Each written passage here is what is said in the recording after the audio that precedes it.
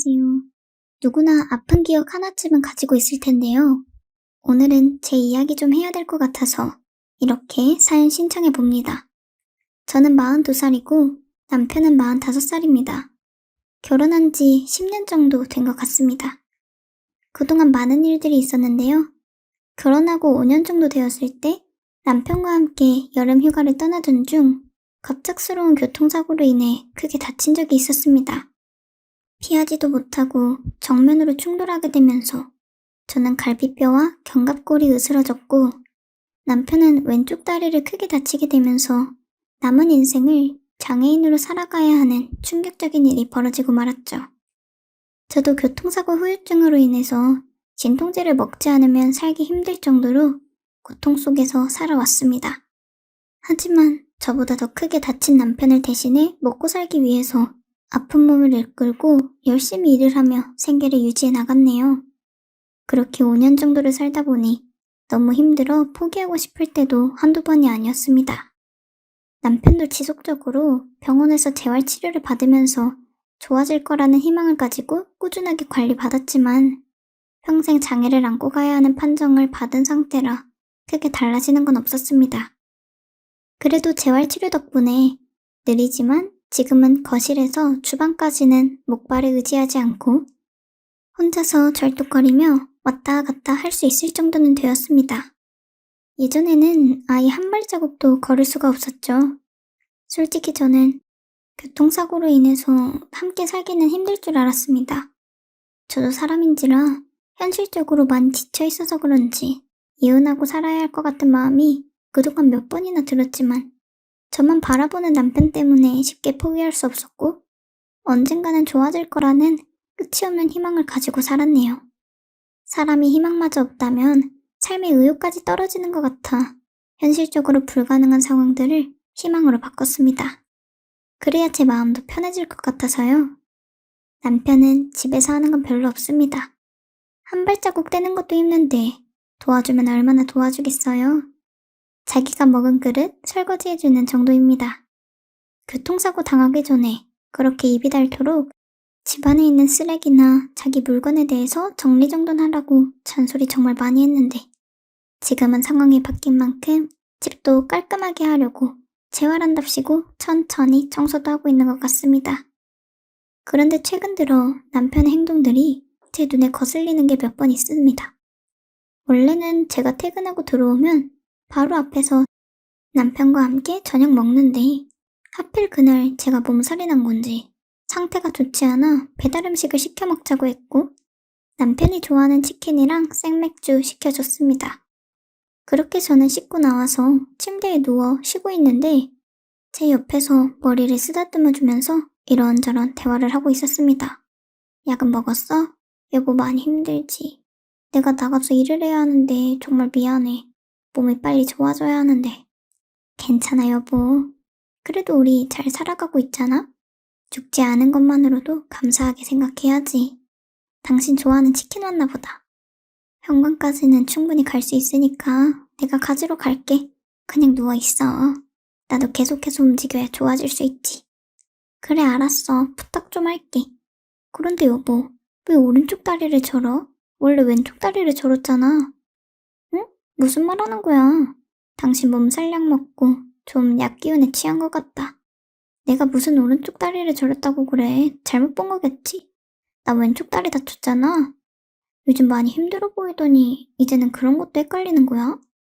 그렇게 남편은 왼쪽 다리를 절면서 치킨을 받고 소파에 앉아 먹기 시작했습니다. 몸살약이 좀 세긴 했는지 비몽사몽한 상태였긴 했는데 분명 오른쪽 다리를 절뚝거리며 현관으로 걸어가는 걸 봤는데 남편이 말한 대로 제가 잘못 봤을 수도 있을 것 같아 그냥 넘어갔습니다. 그런데 최근 들어 남편의 행동들이 계속해서 이상해지기 시작했습니다. 요 며칠 동안 새벽에 잠이 안 온다며 거리에 아무도 없는 틈을 타 목발 짚고 동네 앞에서만 걷고 오겠다고 나갔다 옵니다. 그런데 그럴 때마다 저에게 몸살 나지 말라고 약을 주는데요. 자기가 약국에서 산 피로회복제라고 주었었는데 그 약만 먹으면 저는 다음날 아침까지 한 번도 깨지 않았습니다. 뭔가 이상해서 남편이 새벽에 바람 쐬러 나간다며 약을 건네줬을 때 먹는 신용만 하고 먹지 않았습니다.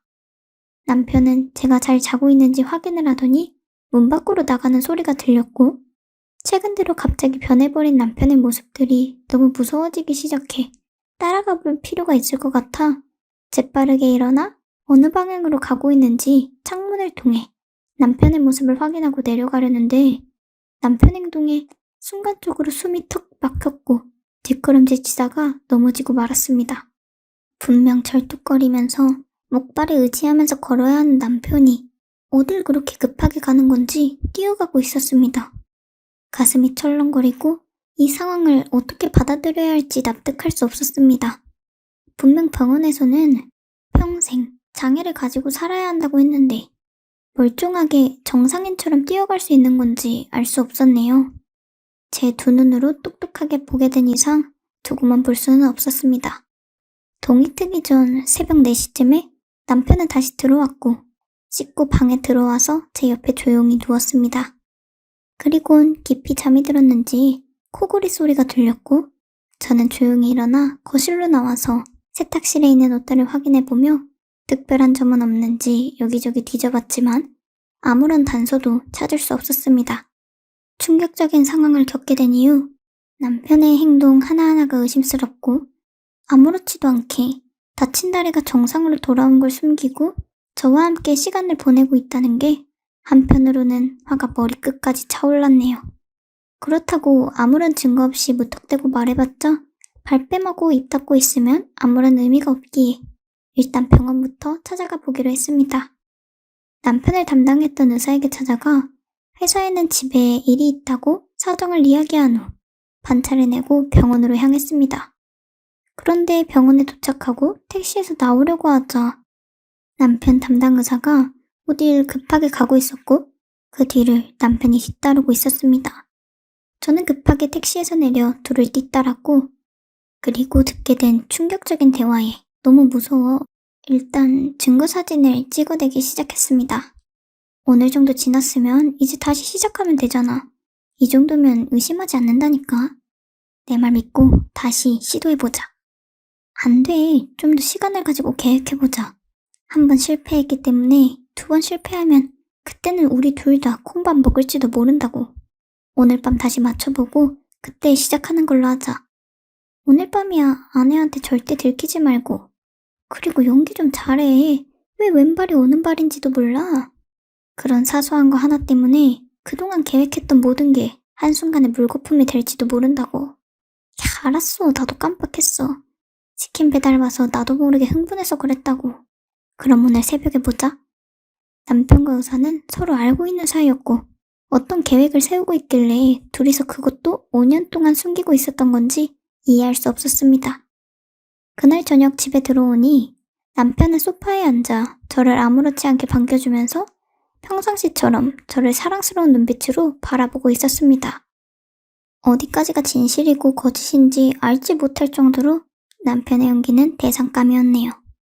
저도 증거사진 몇 장밖에 없으니 좀 더 정확한 증거를 남겨두기 위해 평상시처럼 행동을 했고, 새벽 시간이 다가오자 남편은 저에게 또다시 약을 건네주었습니다. 먹는 연기를 삼키지 않고 물고만 있었고 급하게 화장실로 가서 입에 있는 약을 뱉었네요. 그리고 제가 잠들어 있는 줄 알고 제 앞에 누워있던 남편은 약속 시간이 되었는지 제가 잘 자고 있는 걸 확인한 후 조용히 밖으로 나갔습니다. 뒤이어 저도 빠르게 쫓아갔고, 그렇게 도착한 곳은 차가 잘 안 다니는 사거리 도로였습니다. 남편이 탄 택시 뒤에서 멈추게 되면 들켜버릴 위험이 커서 조금 더 앞에서 내려달라고 한 후 숨어서 지켜보고 있는데 남편 담당 의사가 뒤이어 도착을 했습니다. 저는 녹음기를 켜고 둘의 대화 소리를 녹음하려고 노력했고 좀 더 가까이 다가가서 들어보니 남편은 저를 사랑한 적이 단 한 번도 없었다네요. 그러니까 네가 우리 둘을 태우고 이쪽으로 지나가는데 내가 다리가 아파 뒷좌석에 앉아 다리를 펴고 싶다는 핑계를 대면서 자리를 바꾸고 와이프가 앞자리에 앉으면 다시 도로를 합류하면서 가드레일에 박으면 된다는 거잖아. 아 그래. 일단 내일 새벽 2시에 네가 다리가 아프다고 핑계를 대면서 나한테 전화를 해달라고 말해. 그럼 내가 너희 집으로 가서 너희를 태우면 되니까. 그때부터는 계획한 대로 움직이면 되는 거야. 이번이 마지막이라고 생각하고 잘해야 된다. 더 이상 기회는 없어. 결국 남편은 제 앞으로 되어 있는 보험금 때문에 이런 일을 계획하고 있었던 겁니다.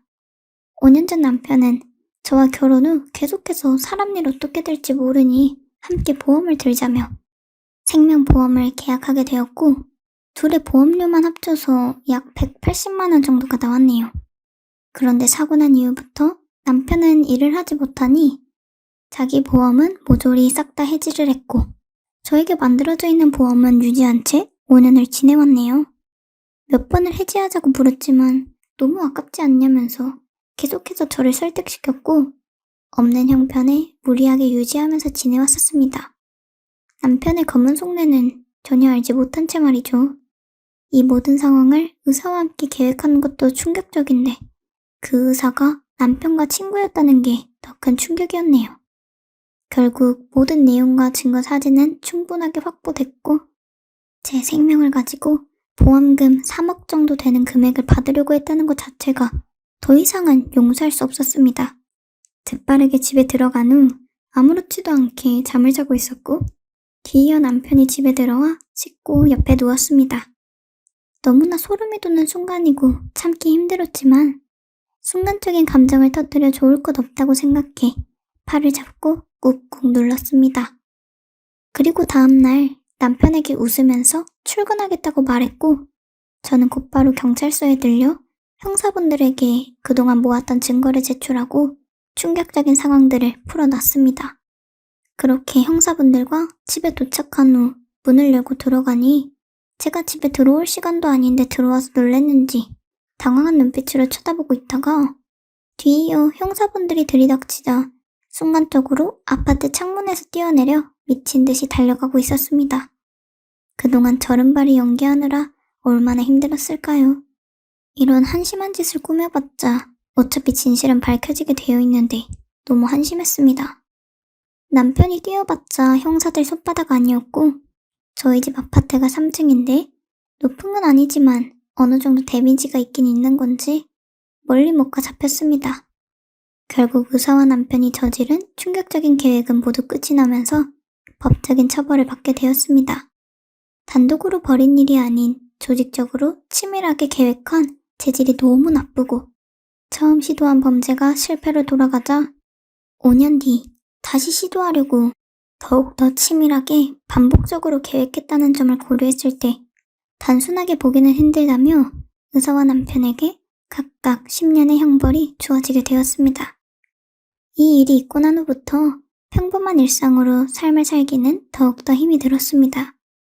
이사도 했고 새로운 환경에서 살고 있지만 아직까지 실감이 나지 않네요. 어떻게 이런 일을 벌일 수 있는 건지 이해할 수 없었습니다. 3억, 크다고 할 수 있는 돈이지만 그렇다고 평생을 함께하기로 한 배우자한테 이렇게까지 할 수가 있을까요? 저는 남편을 사랑했기 때문에 교통사고로 평생을 후유증에 시달리면서 살아도 약을 먹으면서 남편 먹여 살리겠다고 밖에서 힘들게 일하며 살아왔는데 그런 마음 하나 알아주지 못하고 또다시 일을 계획했다는 게 너무나 가슴이 아픕니다. 제 마음 평생 치유되지 않을 것 같네요. 남편 감옥에서 나와봤자 55살입니다. 다시 시작할 수 있는 나이죠. 다리도 멀쩡하고 아픈 곳 하나 없는데 뭐가 두렵겠어요?